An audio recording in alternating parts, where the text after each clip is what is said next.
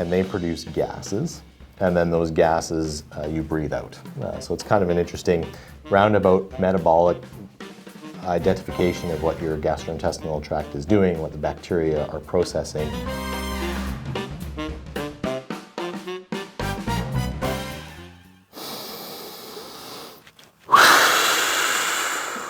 What are you doing, Mark? I am practicing for my next breath test. Okay, what's that all about? Well, breath testing is used to try to figure out what may be going on inside of somebody. And the two most common ways that breath testing is used are for things like roadside impairment testing, so detecting for ethanol, or there are a bunch of emerging devices that are trying to detect alternative metabolites associated with things like cannabis. And then the second one is more on the gastrointestinal side of things, so analyzing or inferring what is going on inside of your gut from what is coming out of your breath. How does that work? Tell me more. Sure, yeah, there's a whole bunch of different things. So let's talk about the roadside impairment version of this first. In that instance, there are a series of gas sensors inside of that, and the specific one being looked at is ethanol.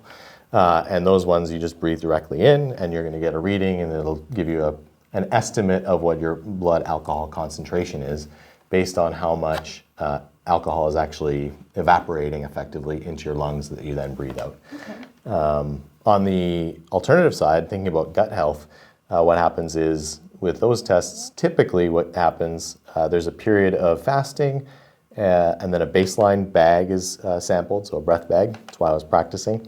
And then that is followed by a stimulus. So you would ingest lactulose or glucose or whatever some of the specific things that your practitioner or clinician would suggest for you. And then you gauge what your response is. And really what happens is your bacteria start ingesting all of this sugar, and they produce gases. And then those gases you breathe out. So it's kind of an interesting roundabout metabolic identification of what your gastrointestinal tract is doing, what the bacteria are processing those sugars into that is detected. Oh, sounds complicated.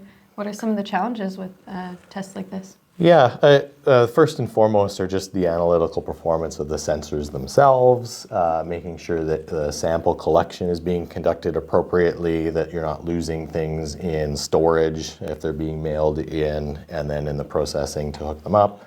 Some of the more interesting things, though, that we've stumbled into are things like moisture. So breath has a lot of moisture in it, obviously, and that doesn't play well with analytical instruments. And so for devices you're blowing in directly, you're trying to prevent mold effectively from growing in these. And in centralized labs, the same thing happens, and you could talk and be concerned about patient cross-contamination, or even operator contamination from some of the things that are coming out of them.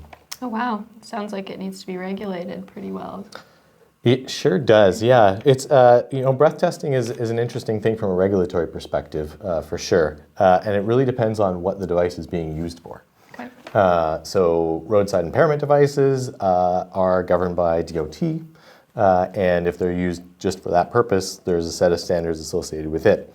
If they're being used in an emergency situation by a frontline healthcare provider, those would be Class 2 medical devices typically. And then if they're being used in a laboratory, a CLIA-controlled lab environment, those fall under a completely different set of regulations again. So figuring out how the device and where the device is going to be used has a pretty big bearing on what the regulatory pathway that needs to be followed is. Thank you very much. Yeah, no problem. Thank you.